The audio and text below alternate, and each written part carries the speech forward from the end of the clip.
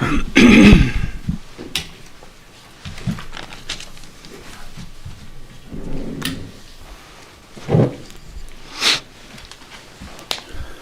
evening and welcome to the Town of Rockland Board of Selectmen meeting for Tuesday, April 2nd, 2024.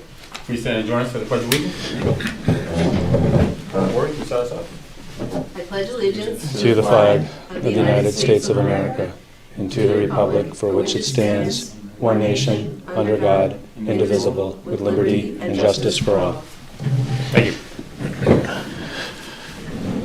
First on the agenda, community announcements, annual town election. Doug? Thanks, Mike. Reminder, our annual town election is Saturday, April 13th. Polls open 8 a.m. to 6 p.m. and absentee ballots are available. There is absentee voting, both in person and mail-in, so contact the town clerk's office if you're not able to be at the polls on April 13th. And then secondly, I did want to mention that right now, over at the high school lecture hall, the town planner and the assistant town administrator are conducting an MBTA zoning public outreach meeting. That zoning is going to be on the town meeting warrant. Lori and I just came over from there, and I see one person, at least one person in the audience was just there too. He's hitting a couple of meetings tonight. This was just the first one. They're going to be doing at least 3 or 4 additional outreach meetings as well. And okay, and we've posted all that not only on the town website but also on our social media platforms, so people can stay up to date with all the dates and locations. That's all I have. Thank you, Doug. Next on the agenda, minutes. Minutes for 3/19/24. Entertain a motion to approve. Motion to approve. I have a motion. Do I have a second? Second. Motion and a second. All those in favor? That's unanimous. Thank you. Next on the agenda, under new business, request to disband Town Forest Committee. Mr. Anderson, step right up. How are you? Okay. I think after 35 years, I'm getting old. Been doing it for a long time. However, what I do want to bring up, I'll read these things to you. I think I'm turning in all the records I have to the Town Forest Committee, to the town clerk, probably do it tomorrow if I get them up there. The records are from 1988 to 2023. I went up to the end of last year. It should be in the annual report this year, up until January 1st. Let's see. A lot of people worry about this. There would be no change to the Rockland Conservation Corps revolving account. It is still under the control of the Rockland Conservation Commission for the purpose of maintaining town forests and includes material supplies and that sort of thing. That's always going to be there. I set that back up in 1983 with the town accountant. That file is still on there. We may still need it, okay, for supplies. I'm still keeping the climate data, which has always been under the annual report. And you've been doing that since But what year? when I'm going to be doing that, Doug suggested that when I do that at the end of the year, send it up to the town administrator. She'll put it at the end of the, what is it, the data at the beginning of the town year. We'll put it in the annual town report. And right at the end, at the beginning of it. Okay. I'm presently working on a list of people that are just volunteers. Just want to come down as I need them. I've got probably 4 or 5 right now. If we need 2 or 3 people, I can go through and revolve it if they want to come down. If they can't come down, fine. You're going to need it. Weed whacking. It's mainly maintenance stuff, cleaning back, cutting brush, get a tree falling. I know there's 2 down there now we got to get, but it's not so wet. I haven't even been able to get down there. So it's kind of crazy. But I also looked at that, and I don't know if anybody's interested. You can do youth groups, scouts, high school kids. I started, what do you call it, Flora and Fauna project back in 1988. I have it. I have it in my computer, the whole list. And if anybody's interested up the school, I would love to update that. I had it through about 2014. There's a lot of stuff down there that's disappeared. There's a lot of new stuff. It should be kept up. It's interesting. And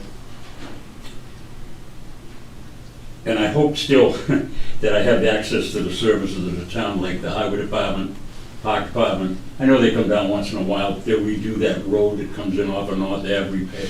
And the park department usually cuts the grass, that area, near the parking area.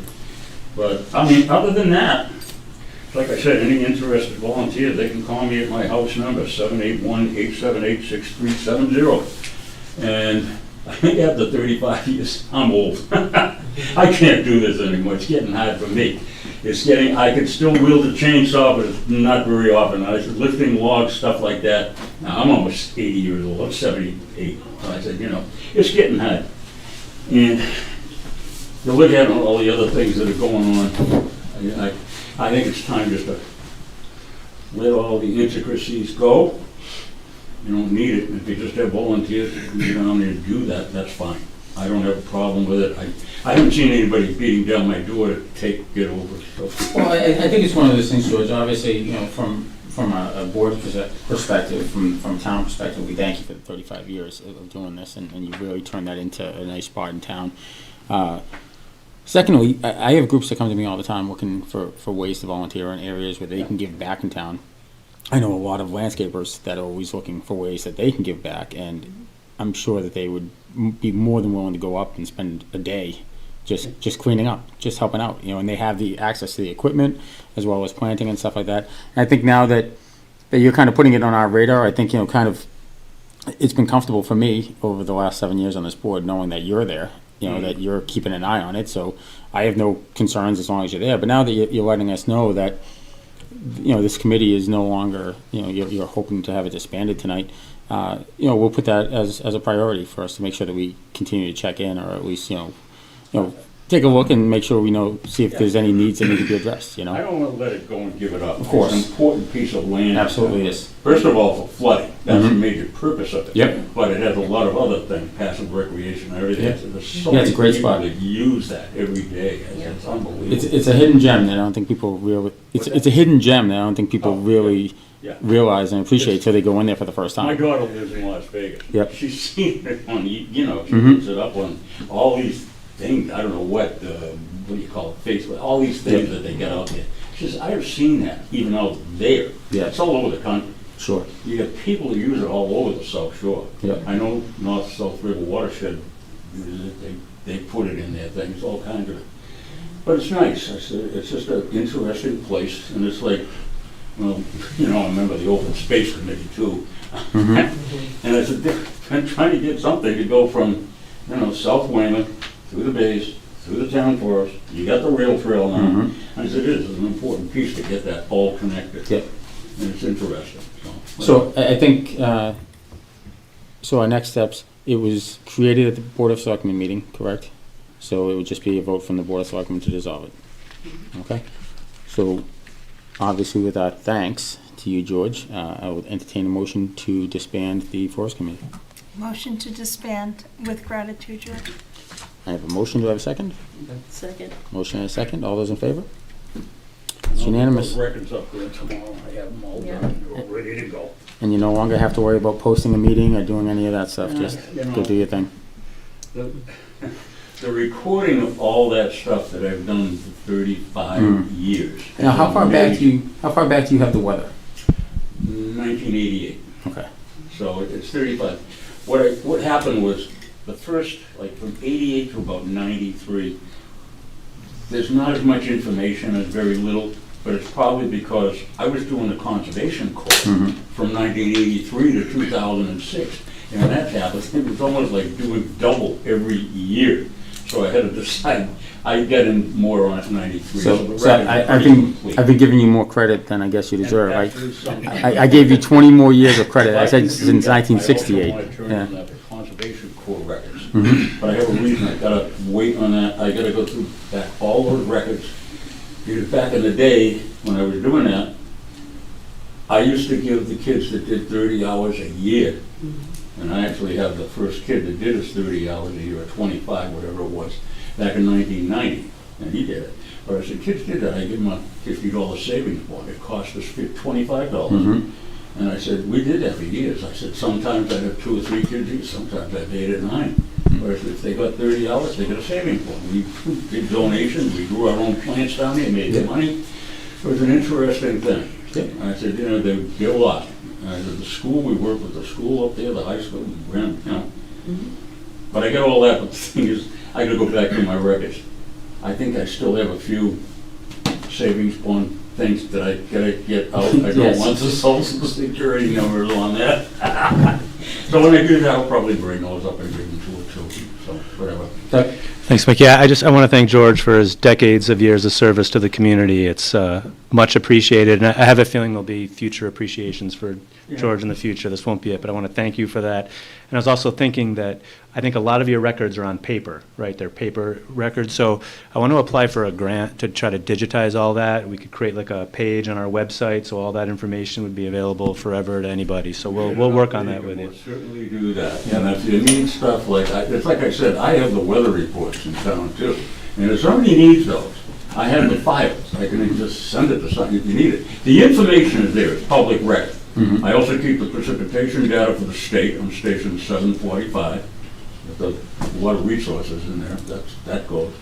I'm still doing that, but that's another 35 years or something, 36 years. Yeah, all that's public information. So it's something that's open. I can send it to anybody. Actually, the state stuff is online. You can look it up. Station 745, it's there. So whatever.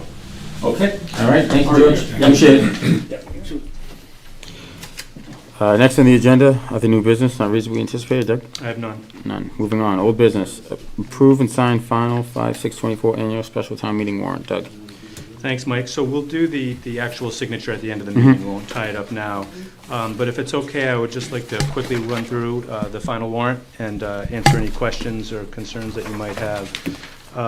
So again, we start with the special town meeting. There's 7 articles. The first is paying unpaid bills from a prior year. Article 2 is the snow and ice deficit.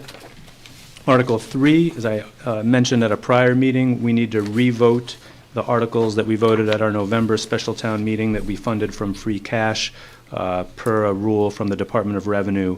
So the money's there, it's available, we just need to re-vote those. I can explain it again in more depth if any of you would like.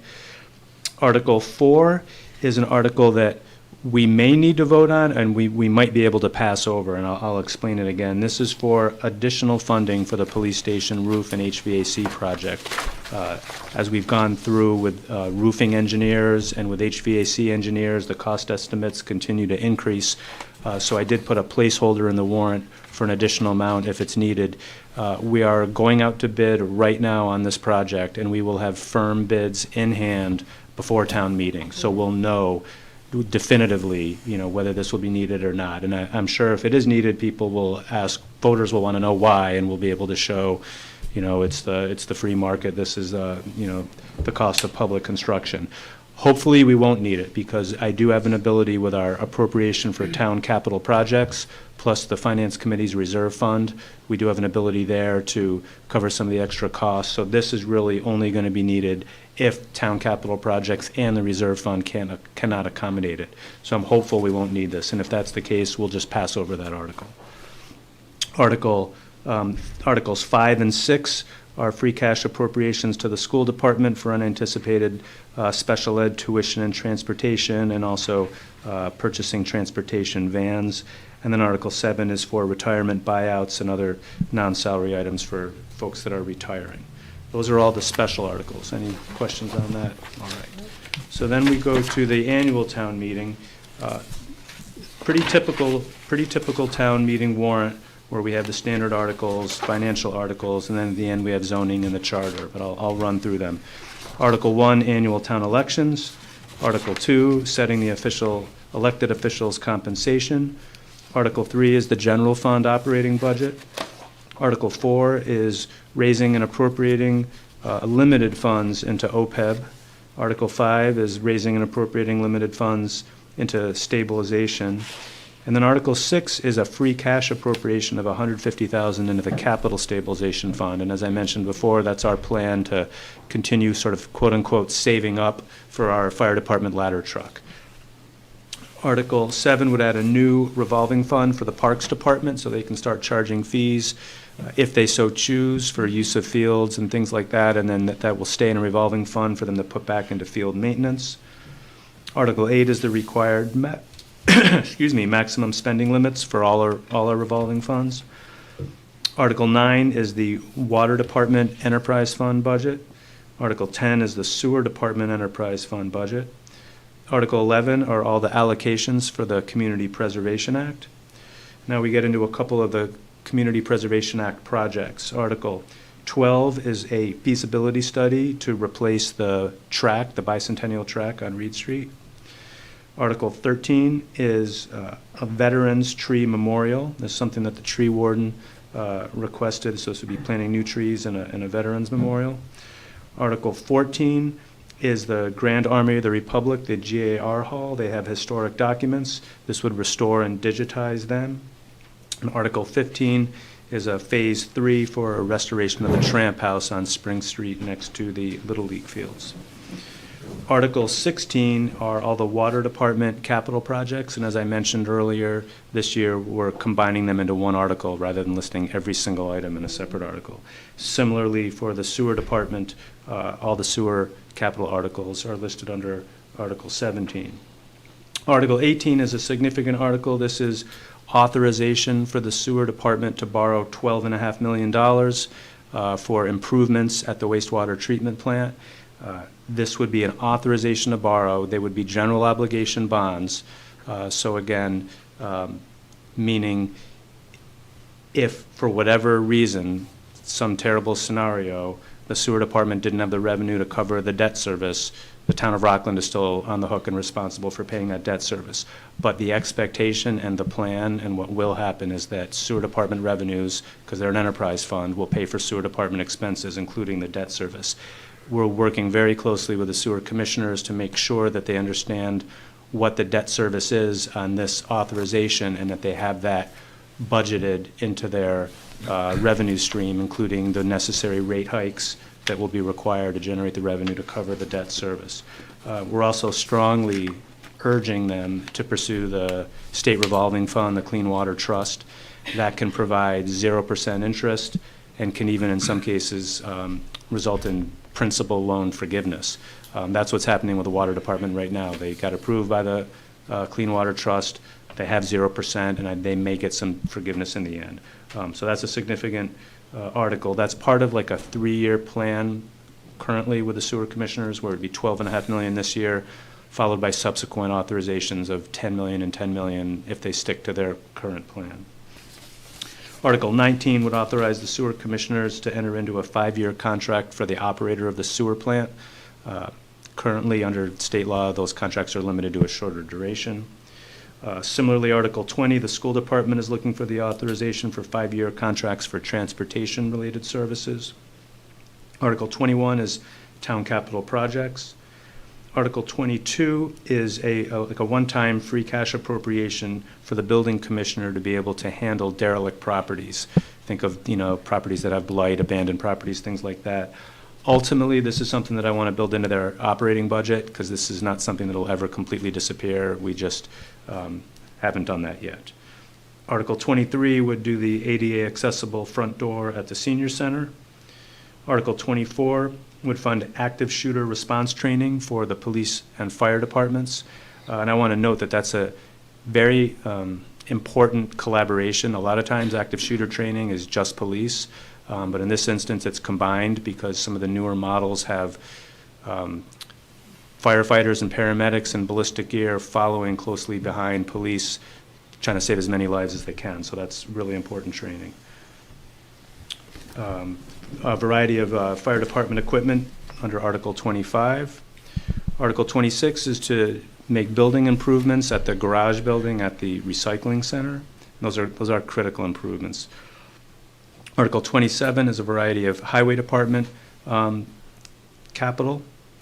Article 28 is for our HR department. This would be some new HR software that would modernize and improve our internal and external processes around HR that's currently very paper intensive, which is out of date. Article 29, a couple capital articles for the library, and those are really important. That involves some of the plumbing and sewer drains under the basement, as well as sprinkler head replacements. A couple articles, again, capital for the Parks Department. Article 31, sort of timely for the zoning discussion that it was just happening at the high school. This would allow the planning department to hire a consultant to help update our housing production plan. That planning document is important because we need to have that updated and approved and in place in order to get to that 10% safe harbor and be able to have control our destiny more as it relates to 40B affordable housing projects. Article 32 is police department capital. Article 33 are a number of urgently needed repairs to the McKinley Community Center. Article 34 is something we've talked about a little bit in public and also in executive session, including tonight. This would authorize the Board of Selectmen to enter into a 10-year lease for private property to relocate our recreation and community center if the board decides to go that way. It doesn't require you to do it, it just authorizes you. And it also appropriates $500,000 from free cash in the event that we need additional funding to make improvements in any kind of leased space. Article 35 would purchase a portable stage for the Recreation Department.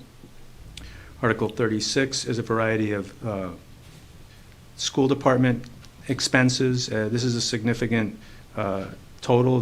Totals nearly $1.5 million, and then they're spelled out in the article. And then Article 37 would be software for the treasurer's office that would kind of go hand in hand with the HR software that we mentioned earlier. This deals more with time and attendance and more of our internal processes.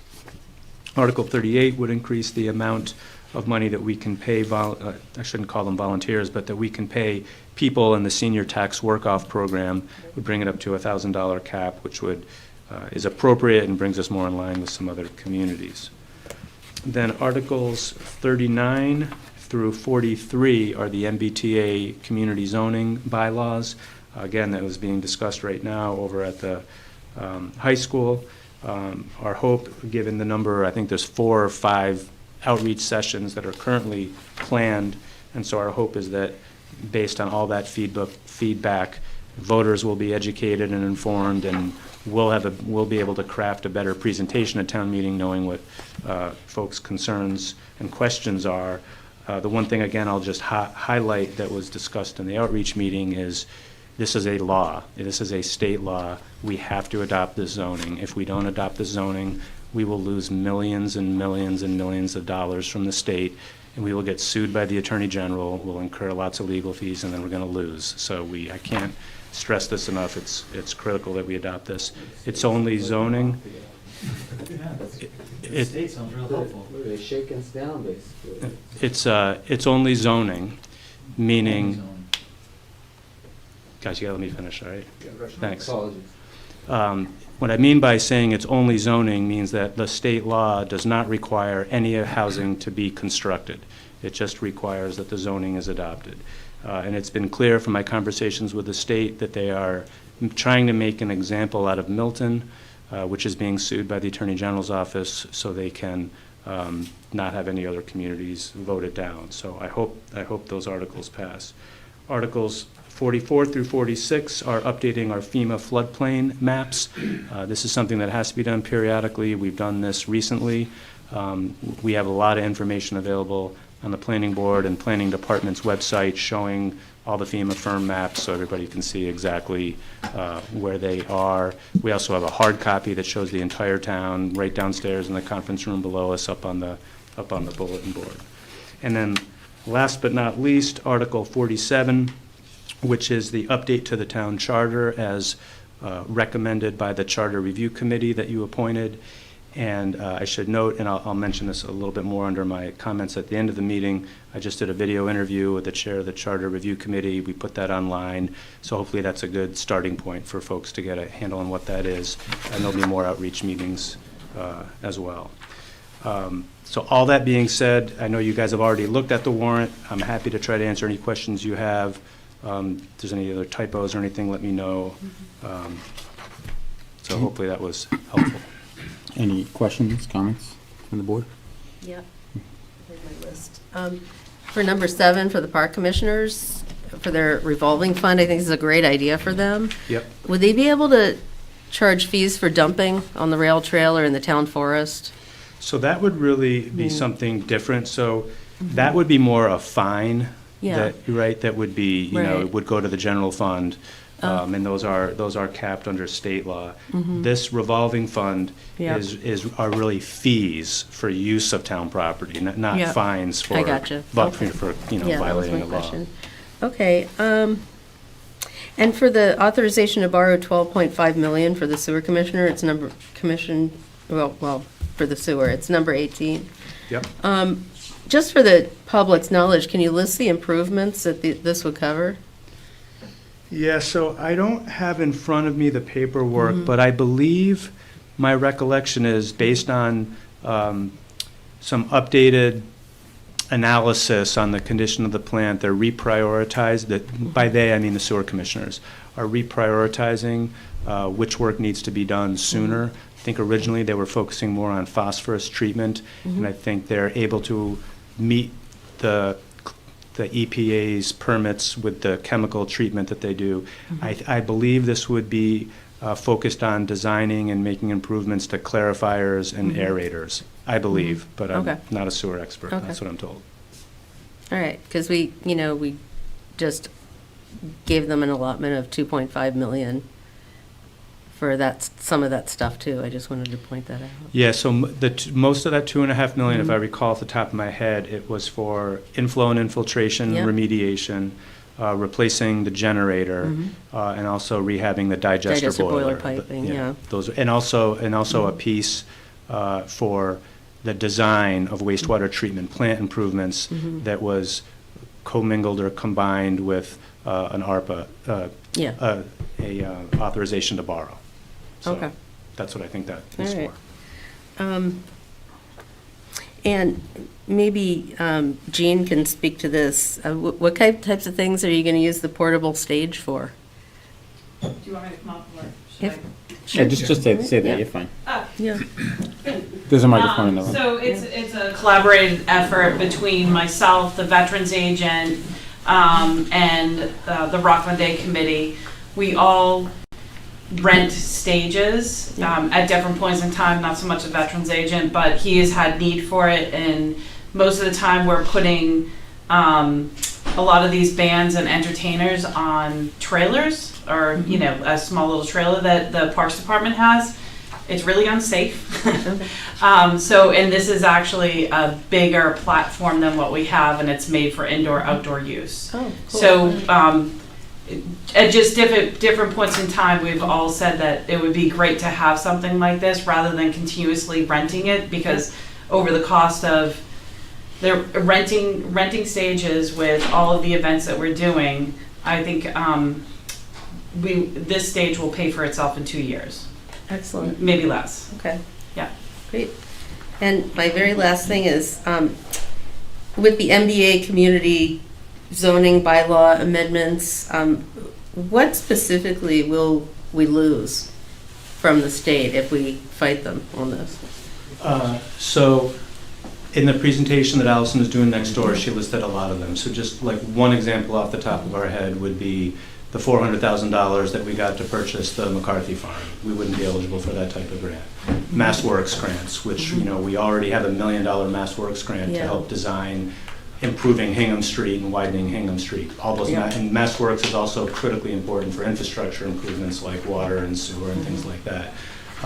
Those are just a couple examples. There's a million ones for highway.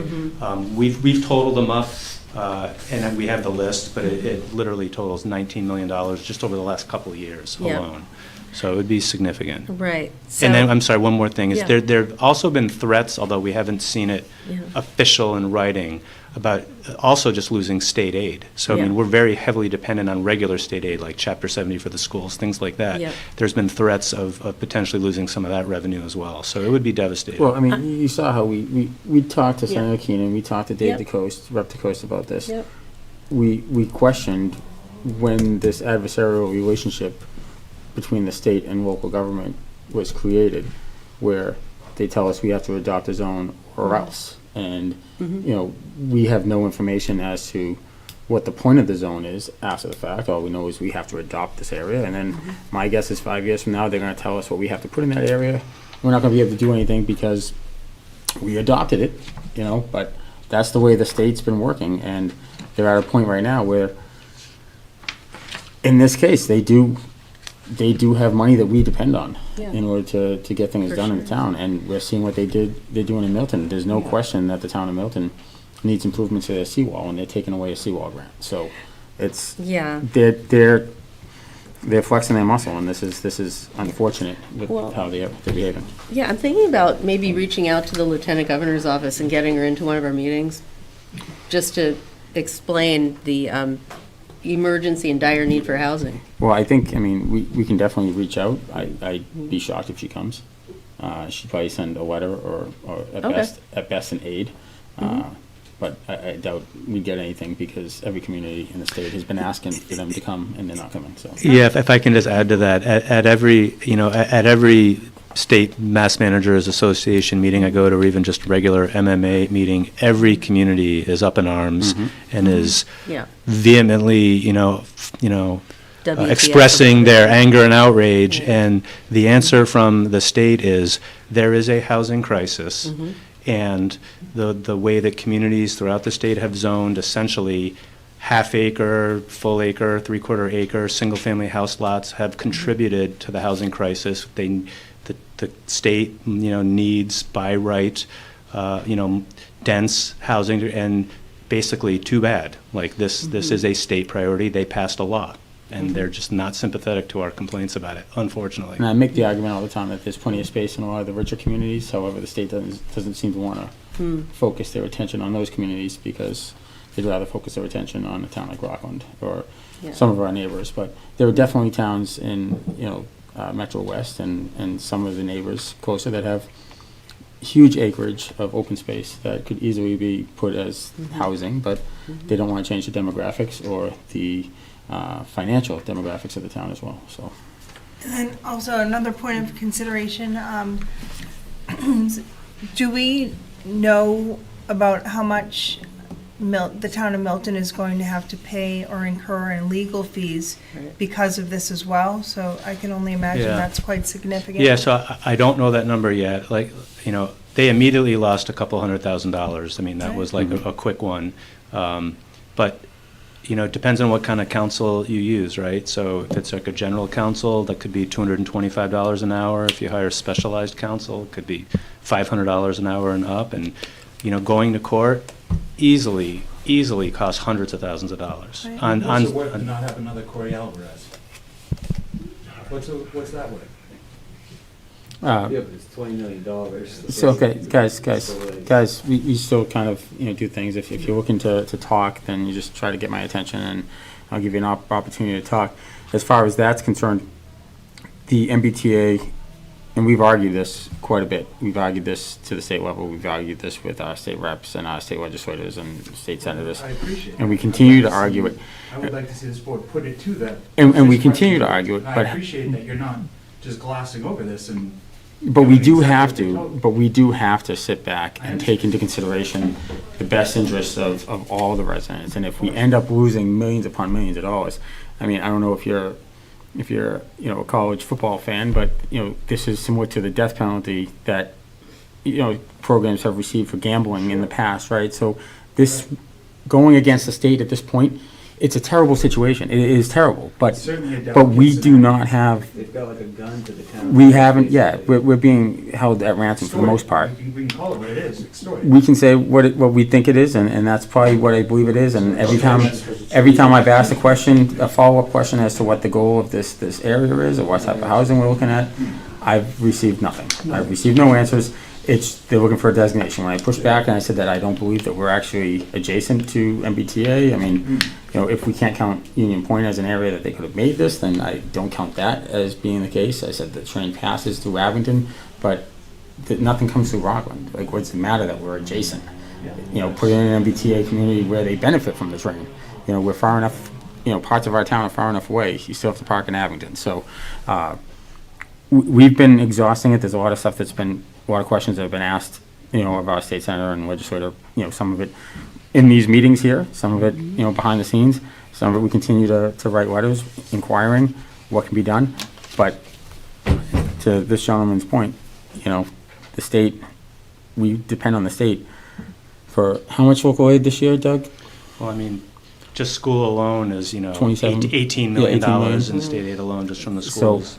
So this is one of those things that you really run the risk, and you have to weigh it, and you have to fight what you can fight, and take the victories where you can. If you can win a battle here and there, you win the battle. But still a lot to come. And to Doug's point, it is approving the zoning, whether anything ever gets built there or not. It's adopting a zoning, and then maybe this is a battle that we lose, that you have to adopt the zoning, and we don't incur the wrath of the state. But maybe we continue to fight and prevent some things from actually happening because they're not threatening wrath after the fact. Exactly. Correct, yeah. Exactly. It's a long game. It's the long game. Exactly. So, Understood. and we, Well, yeah, it's, we're losing ground. but we're still Still fighting. on the field. We're still fighting. You did say that the governor won't come to us, right? The lieutenant governor won't come to us. Can selectmen go to them? Oh, we've gone to them on various other If topics we and get stuff like enough that. selectmen together, I mean, they'll have to listen. Yeah, they, not, not when, guys, not when they control the money, so.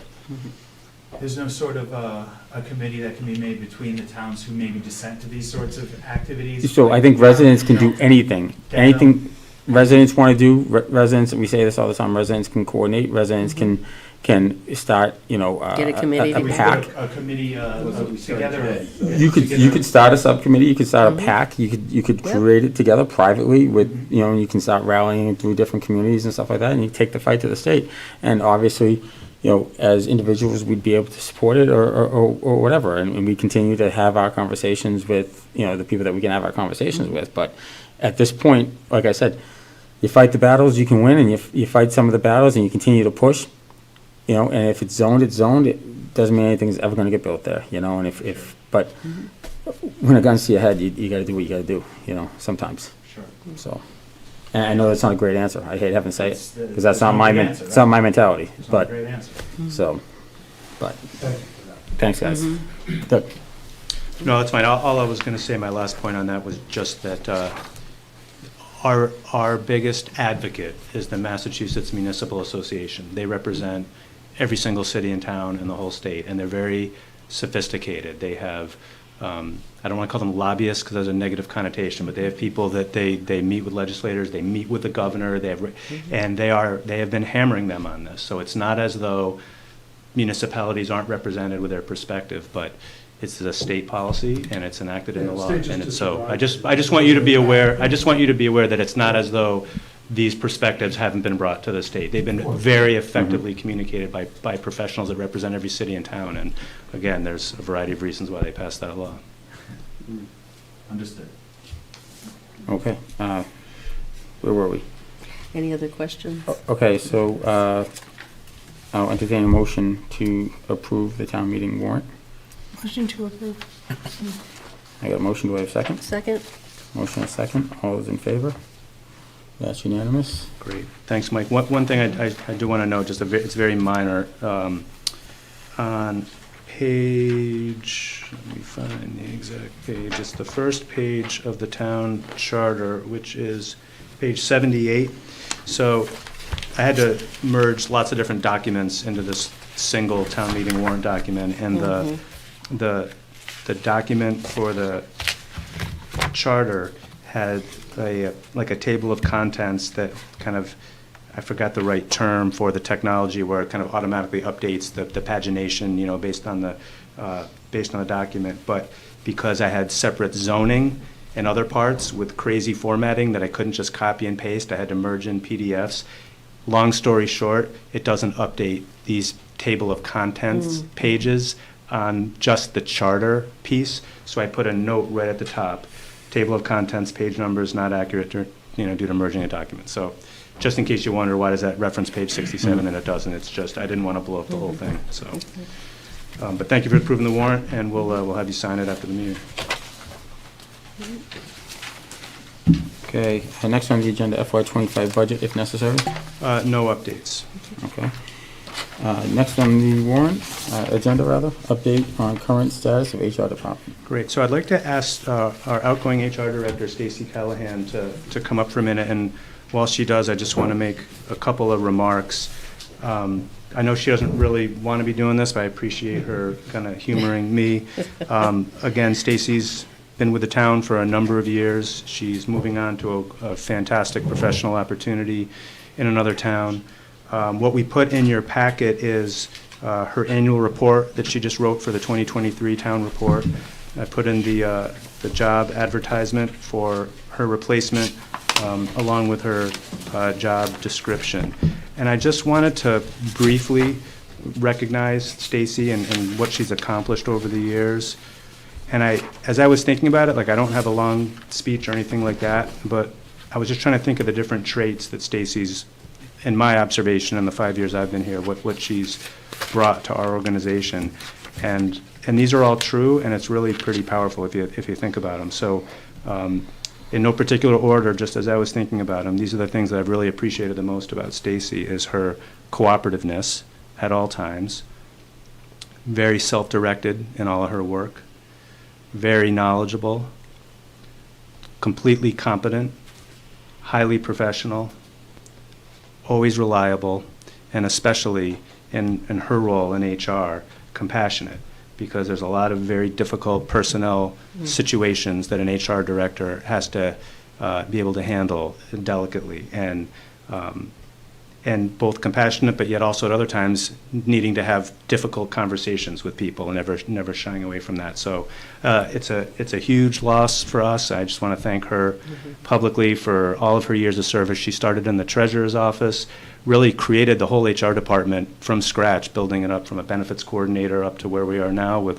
1.5 FTEs, a $30,000 training budget, and all kinds of other grants and other things that she's brought. So I thank you, Stacey, for everything you've done. And if you don't mind, maybe just give a little kind of state of the HR department on your way out, if that's okay. Sure. Thank you. I appreciate the kind words. It's been an emotional day. It was my last open enrollment benefits fair today, so I'm a little overwhelmed. I just, had a lot of retirees coming in to say goodbye, employees, so it's just been an amazing 11 and a half years. I mean, this town really is, it's where I live, it's where my heart is. I didn't grow up in Rockland, but it is really my hometown. I mean, I love it here, and I love my job, and it's really difficult to leave after 11 and a half years, but it's a great opportunity, and it's time for change, and kids are growing up, life is changing, and I think it will be a good opportunity for me, but I will really, really miss everybody here. As far as the HR department, yeah, it's pretty amazing. I started off as assistant treasurer, and we saw the need for, John Ellard hired me, actually.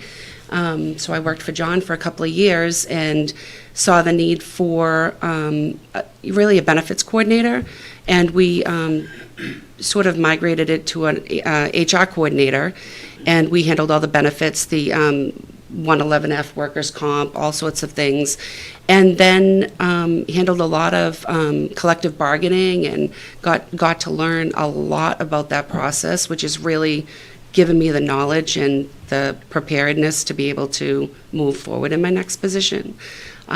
We've been fortunate to build relationships with our union personnel, so it's been very smooth over the last 11 years, I believe even prior to me, but for the last 11 and a half years it's been very smooth. It's been awesome. But so then from that point we handled some pretty tough personnel situations along the way, and afforded me the opportunity to be promoted by, Mike was on the board at the time to be HR director, and here we are. And I think we've built the department to a really pretty good place where the transition for somebody new coming in is a good point. I mean, we just got, as Doug mentioned, the last few years we've been lobbying for some HR software. I mean, everything is very paper intensive, and applicant tracking and onboarding, and lots of paper. So it's great that the new HR director is going to have that opportunity to be able to look at the software that Allison and I have already looked at, and or maybe they have an experience with another software that might work better for the town. So that will be exciting for the new director. And we also we're in the middle of a compensation analysis with the Collins Center. So we received a $40,000 grant to have that happen, which is great because we saved the town $25,000, which we allocated for it. So we're underway. We're in the third stage of that process. And Eileen Hickey, the HR coordinator, who's amazing, and she's really been great and will take over some of this until we hire a new director.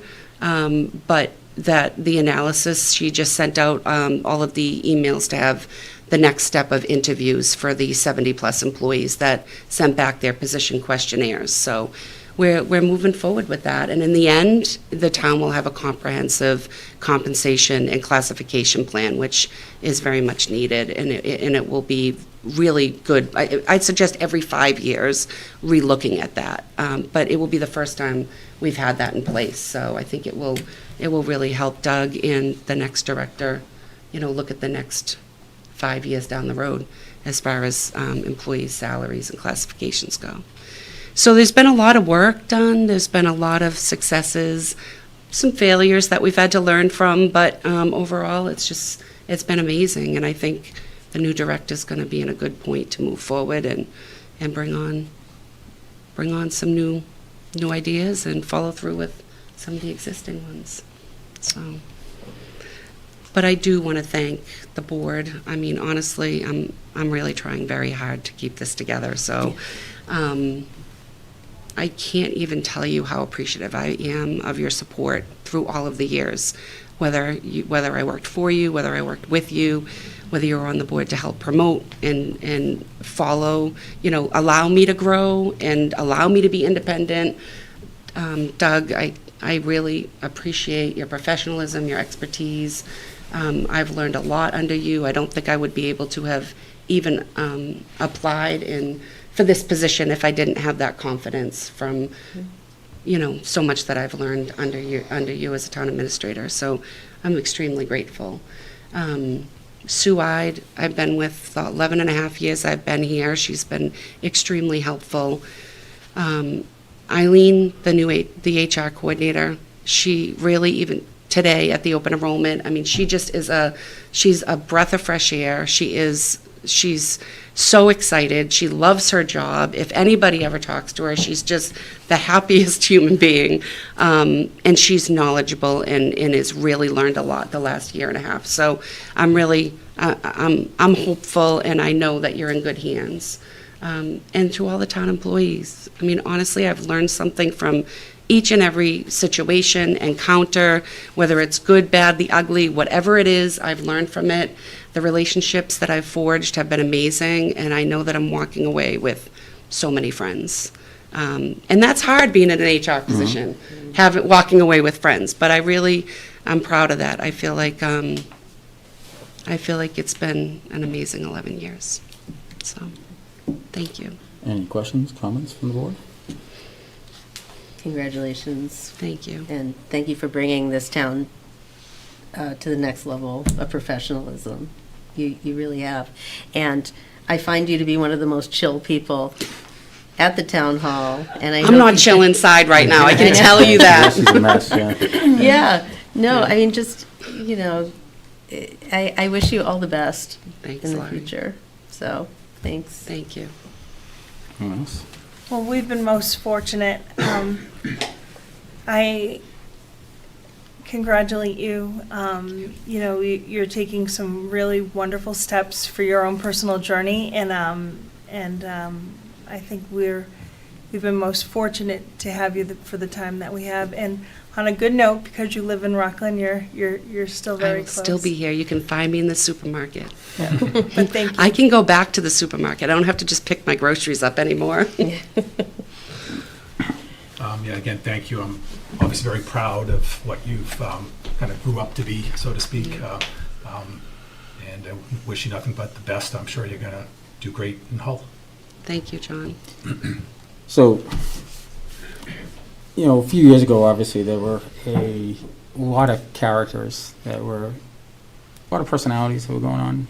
Different people that did some things at certain times, that some people that got credit, some people that didn't get credit, and I think one of the people that was really unsung in all of that was you.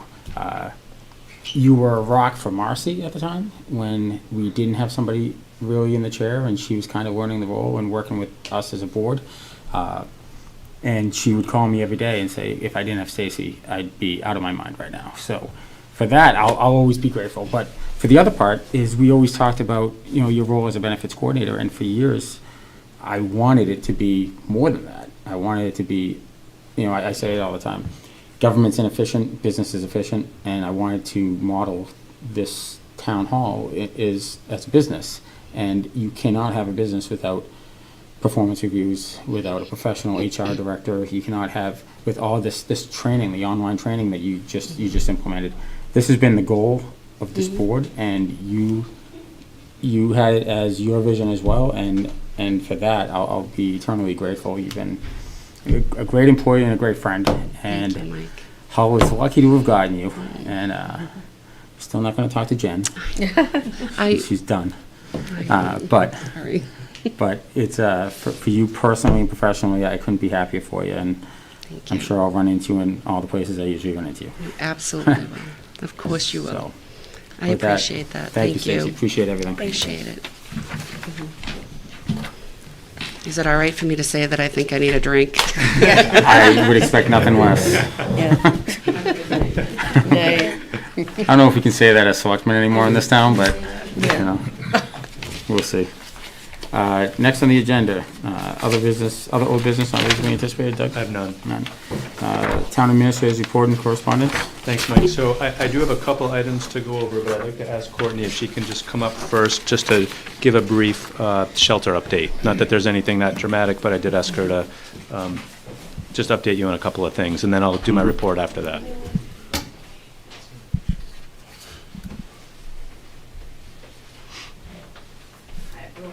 Courtney? Thank Thank you. All right, a couple of quick updates on the shelter. I'll just start with the census, which is changed just slightly. We had actually a transfer out of the shelter recently. So I think we're right at around 142. 46, I think, children. So still a little bit, 46 children, 26 infants is still the breakdown on the kids side of things. The bigger update that I wanted to share with you all is that on our last week's call, we met the on-site provider that will be at the Rockland site starting April 16th, which will be Commonwealth Care Alliance. And that provider will basically serve as a shelter provider and be offering services to those families that are in the shelter site.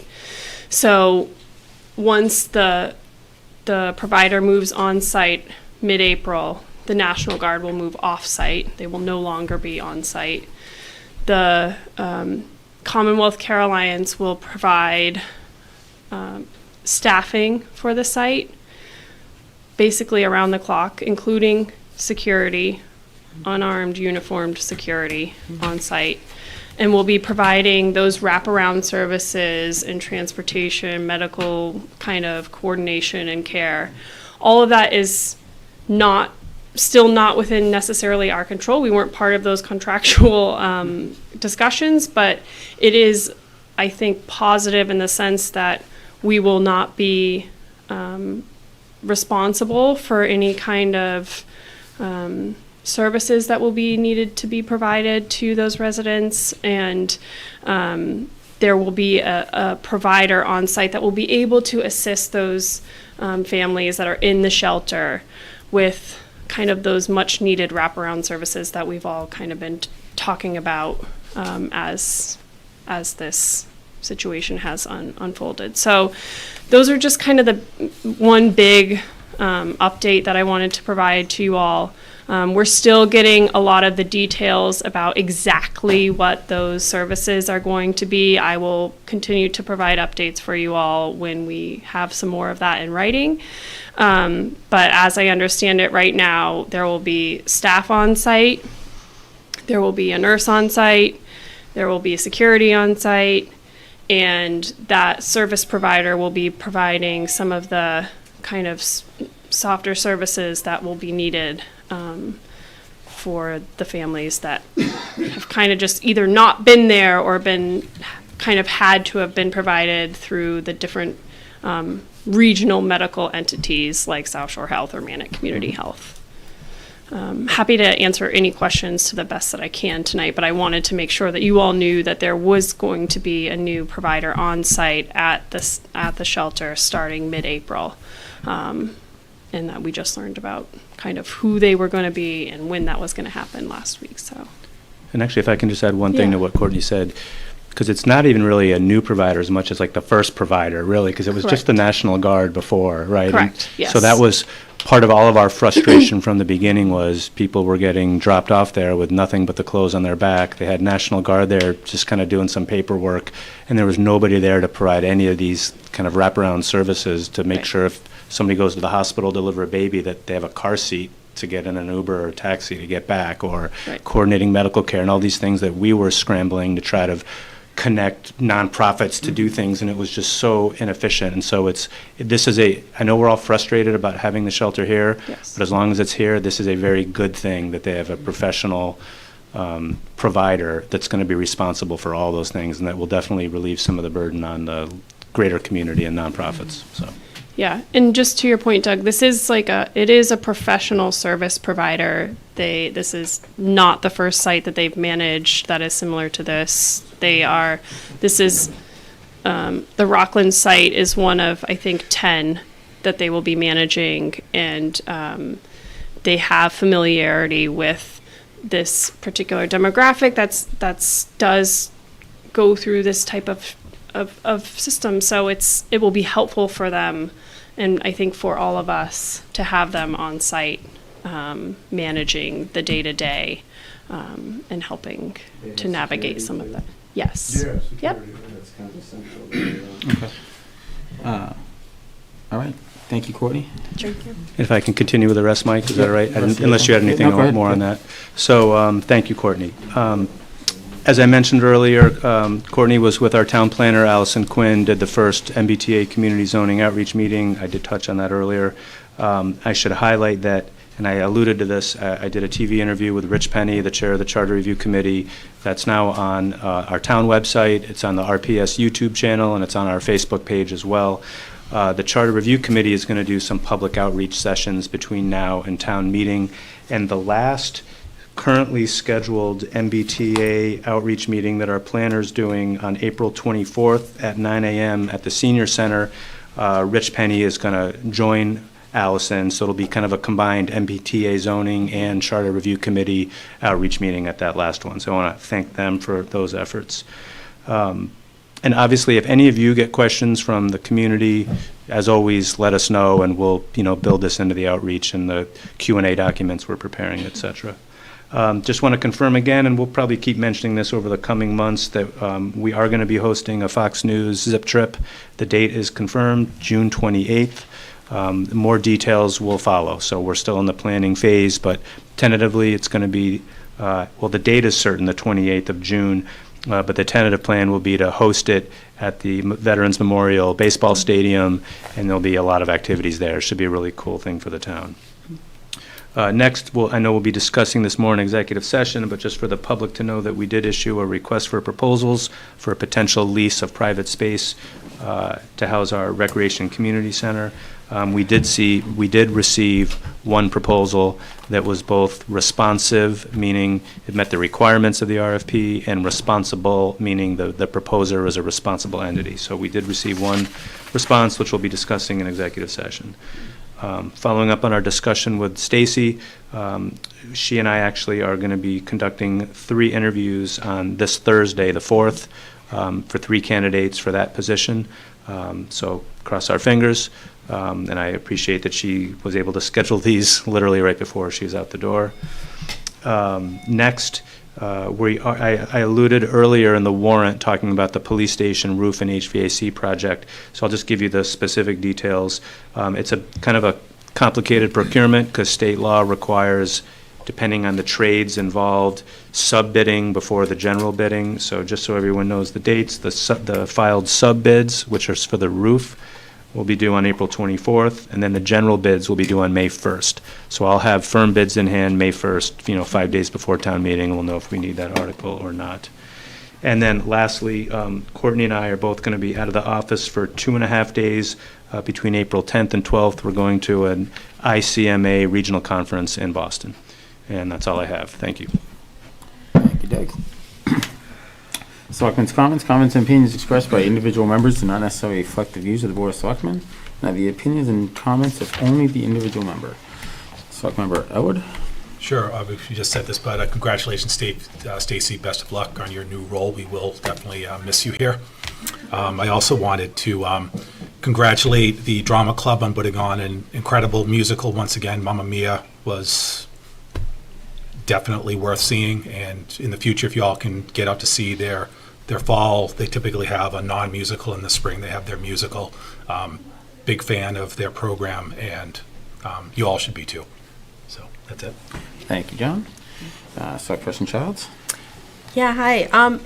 Yeah, congratulations, Stacy. We hate to lose you. In fact, I was recently with 2 of the select board members in Hull, and they came to me with their tail between their legs, and they were like, "Oh, do you hate us?" I'm like, "Why?" Because we took Jed, now we're taking Stacy. I'm like, "You're in great hands. It's fabulous." So, anyway, you're going into a good situation there. Also, I had a meeting with 11 select board members from people in the South Shore at my house on Saturday, and it's an event we call Girls Getting It Done, and we're going to meet quarterly. So women from Easton, Cohasset, Braintree, Stoughton, Mansfield, Hanson, Hanover, and Rockland were there. And we had a 2-hour chat about how to engage younger people in in the process, so you don't have the usual suspects at all the town meetings and such. And we came up with several good ideas. A couple of them are to have voter registration tables at all the town events, make 2-minute videos on social media explaining the benefits of decisions that we make and to divert misinformation. Consult social media communications professionals and see what their ideas are, and engaging, younger people, having civics classes do projects to go through the steps to get an article onto the warrant for town meeting, things like that. So it's, like my husband says, it's not really our world anymore. We have to have younger people step up and create the community that they want. So stay tuned. The Girls Getting It Done group is I think going to make a dent in some way. So that's it. Thank you, Lori. Vice Chair Needham? Once again, congratulations, Stacy. And then I also just wanted to encourage everyone, the MBT zoning compliance community meetings are available for all of us. And there was tonight, thank you, Courtney and Allison, April 9th from 6 to 7 at the McKinley Building, April 10th, 9 to 10 a.m. at Leisure Woods, April 19th, 6:30 to 7:30 at the 4th Floor Artist Association, and April 24th from 9 to 10 in the morning at the Rockland Council on Aging. So should you have any questions, that's probably the most comprehensive way to learn. But at the same time, I think, all of us are available to help field questions as well. Thank you, Tiffany. And I have no comments tonight except for, thank you, Stacy, for all your hard work. And with that, I'll entertain a motion to adjourn the open meeting to go into executive session, not to reconvene, to discuss the topics per Mass General Law, Chapter 30A, Section 21A6, to consider the purchase, exchange, lease, or value of real property if the chair declares that an open meeting may have detrimental effect on the negotiating position of the public body, 406 VFW Drive, Rockland, and to review approval and release of 3/19/24 executive session minutes. I'll entertain a motion to adjourn. Motion to adjourn. I have a motion. Do we have a second? Second? Motion and a second. All those in favor? Select Person Charles? Yes. Select Person Elwood? Yes. Vice Chair Needham? Yes. And myself. Thank you, everyone. Have a great night.